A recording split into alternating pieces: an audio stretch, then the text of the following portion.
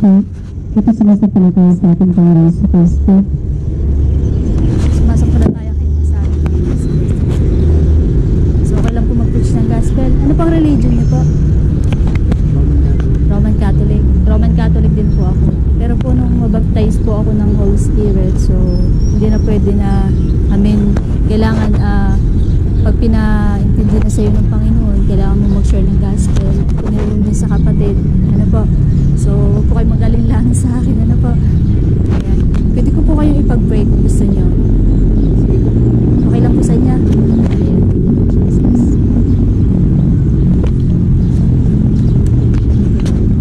So, sa pamagitan po na inyong pananampalataya, ako po yung nagla-live po kasi nagbibideo. Nilalagay ko po sa aking account. Mamaya bibigyan ko po kayo ng parang calling card. Ano po.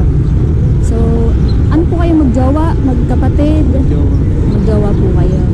Ayun. So, pagka kayo nananampalataya sa Panginoon, alam niyo naman po kailangan lagi surrender po. O surrender niyo po ang sarili niyo kung tinatanggap niyo po ang ating Panginoon sa Kristo. Ano po. So, bago ko po kayo ipag-pray, ano po, share lang ng kaunting kaalaman, ano po, na dapat kilalanin niyo po ang ating Diyos Ama. Ano po. Ating Diyos Ama po ay holy. Ano po. Ang ating Diyos Ama ay matuwid. Amen. So, kapag ang Diyos Ama ay nananampalataya sa ating Panginoon sa Kristo, siyempre, tatanggapin mo po si Jesus Christ. Ano po, pag tinatanggap po si Jesus Christ, tinatanggap po ang Diyos Ama. So, pagka tinatanggap po ang Diyos Ama, siyempre po, yung kung anong kagustuhan ng Diyos Ama na para sa iyo, yun po yung susundin niyo. Ano po. So, ano ba ang kagustuhan ng ating Diyos Ama? Ano pa ang kagustuhan ng ating Panginoon sa Kristo? Hindi ang lahat, ang bawat isa katulad nyo po. Siyempre, ayaw ng ating Panginoon sa Kristo na kayo po ay mapahamak. So, ganun po ay nakikita ng ating Diyos Ama kung gaano siya magmahal sa bawat isa sa atin. Ano po. So, kapag ayaw po kayong mapahamak na ating Diyos Ama, na ating Panginoon sa Kristo, kailangan susundin niyo po ang ating Diyos Ama. Ikaw ba bilang isang yung magulang mo, nagsasuggest ba yun pag ang ginagawa mo sa inyong bahay, sa inyong pamilya ay puro kalukuhan? Pinangangaralan ka ba ng iyong magulang? Pinapangaralan ka kasi minsan mali yung ginagawa mo. So sa ating Diyos Ama, dahil ang Diyos Ama ay righteousness, holy, bilang tayo mga anak niya, at bilang naniniwala ka at tinatanggap mo siya, kailangan po, yun po yung i-apply mo sa sarili mo. Po, matuwid. Po. So, hindi pwede yung kalukuhan. Tinatanggap mo si Jesus Christ sa buhay mo. Po. So, hindi pwede yung ikaw ay nagpapaalipin sa kasamaan, sa kasalanan. Hindi mo naman sasabihin na, paano ba naman yun ay sadya naman magkakasala. Hindi, ano po. Sadya pong nasa kagustuhan mo yun, kung talagang ayaw mo na, kung ayaw mo siya, kung gusto mo itang talikuran, dahil mas tinatanggap mo si Jesus Christ. Amen? Mas pinahalagaan mo kung ano ang Diyos Ama. Ano po? Pinahalagaan mo kung ano si Jesus Christ. Amen? Siyempre, alam niyo naman siguro kung anong ginawa ng Panginoon sa Kristo. Alam niyo pa,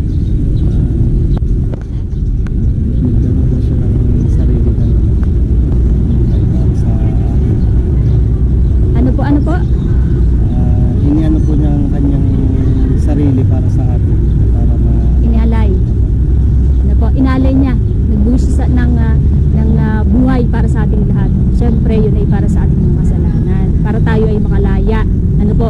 Sa gawa ng dyablo. Ano po? Amen? So hanggang ngayon po, bakit ka nagpapatuloy sa pagkakasala, sa kasalanan? Alam mo, may Jesus Christ na ibinigay sa iyo ang Diyos Ama para ikaw ay lumayo na sa kasalanan. Pero ang dahilan ng tao, minsan, siguro kahit ikaw din, lahat na may nagkakasala, ay hindi naman talaga mawawala kasalanan eh. Hindi kaya minsan Pero hindi. Kapag inisip mo si Jesus Christ, bakit pa kayo magpapatuloy sa kasalanan? Alam ko naman nandiyan si Jesus para ako, dahil ako ay inalay niya ng buhay para sa akin. Ako ay nakawala na, ako ay free na. Diga po, kung iniisip si Jesus Christ. Kaso lang minsan po, ang tao kasi po, makulit. Ano, lahat ay gustong alamin. Kahit na po, kahit na alam na ikakapahamak. Ano po? Ayun. Pero, dahil napakabuti ng ating Diyos Ama, ayan, sabi sa Bible, naparito ang anak ng Diyos upang wasakin ang gawa ng dyablo. Ano po? So, inalay ng Panginoong Jesucristo ang kanyang buhay. Hindi pa yun natatapos. Ano po? Hanggang ngayon po, yung kaaway natin, patuloy ang tukso sa bawat tao. Ano po, kaya nandiyan po yung pakikipag-apit. Katulad niyan ba, girlfriend mo na siya, ano po. Siyempre, alam ni ate, girlfriend, boyfriend ka na din niya. So, nahuhulog ka pa din sa iba. Ano po? Hindi ka nahulog. Hindi ka nahuhulog. Alam mo, hindi ka tumitingin sa iba na, ay, maganda yung kaysa sa akin, girlfriend. Hindi. Ikaw, ate, may ganun ba na sa iyo na, ay, mas gwapo yung kaysa sa akin, boyfriend? May ganun ba? Siguro may ganun, temptation. So, yung temptation yun, hindi ikaw yun. Hindi ikaw yun. So, yun ay para paguluhin lang yung inyong relasyon na dapat ay maganda na. Ano po? Ika nga ay maganda na yung status ng inyong relasyon. Kaso lang, nandun yung manipulation ng kaaway. Ano po? Nagets niyo po? Yun. So, ganun po kami yung ating kaaway. Pag ikaw ay minamanipulate na nakaaway, hanggang sa ikaw ay matukso na, hanggang sa ikaw ay maging bihag niya na, hanggang sa ikaw ay maging alipin ka na niya, ay kung ano-ano pang kasamaan, kasalanan ang gagawin mo. Ano po? So, ayan. Pero ang gusto ng ating Panginoong Jesucristo, makanaya po kayo. Ano po? Ikaw ay sumurrender. Amen? Yun ang gusto ng Panginoon. Ang sumurrender ka sa Kanya ng bukal sa kalooban mo. Amen pa? Ayan. So, okay lang po sa inyo. Ako ipagpipray ko kayo. Pero bago po yun, gusto makita na ating Panginoon yung kalooban nyo, yung iniisip nyo. Bukal po sa inyo na kayo surrender. Bukal po sa inyo na tinatanggap ng Panginoon. Amen? Ayan. Sige po, pray po kayo sa tulong ng Holy Spirit. Nakasama natin ang presence ng Panginoon. Parinig po kayo. Pray po kayo. Surrender po kayo. Opo, surrender niyo po, Lord. Sabihin niyo po, tinatanggap ko po kayo. Maging maayos ang aming relasyon. Walang hadlang na kasamaan. Yung pag-pray niyo po iyan, ano po, tumagal ang aming relasyon hanggang sa kami magkaroon na magbuklod na mag-isa na. Magkaroon kami ng mga babies. Ano po, na sa pamamagitan namin, ang namamagitan po ay kayo, hindi ang kasamaan, hindi ang tukso, hindi ang manipulation, hindi ang temptation. Ano po, amen? Sige po, pray po kayo. Thank you, Lord. Ikaw din, ate, ha? Thank you, Lord Jesus.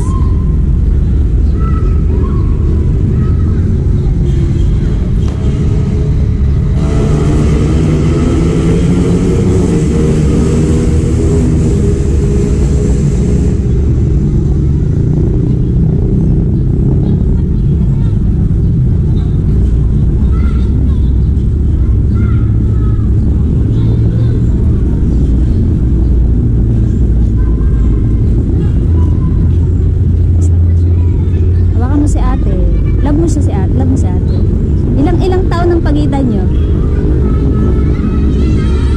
Ilang taon po ang pagitan nyo? Ilang taon ka dati? 22. Ikaw po? 2 taon. Babata nyo pa. Ano po? Marami pa kayong magagawa. Huwag na kayong mag-asawa. Pwede po kayong maglingkod sa Panginoon na magkasama kayong dalawa. Ano po? Na kayo parehong nagbaliklog sa ating Panginoon. Ano po? Kaya, so makinggan nyo po yung aking prayer para sa inyo. Ano po? Thank you, Lord Jesus. Lord, nilalapit ko po ang mga kapatid ko dito, Panginoon, at willing po sila, Panginoon, na tinatanggap po kayo, Panginoon.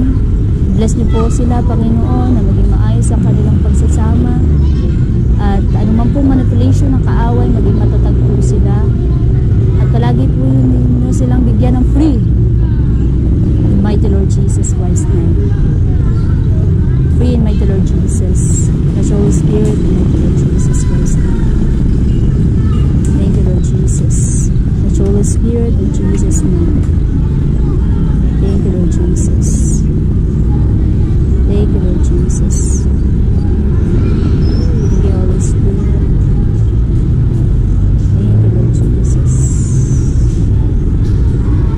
Thank you, Lord Jesus. Thank you, Lord. Free in Jesus' name. Free in Jesus' name. Pray in Jesus' name. Thank you, Lord. Thank you, Holy Spirit. Thank you, Lord Jesus. Thank you, Lord. Amen. Amen. Amen.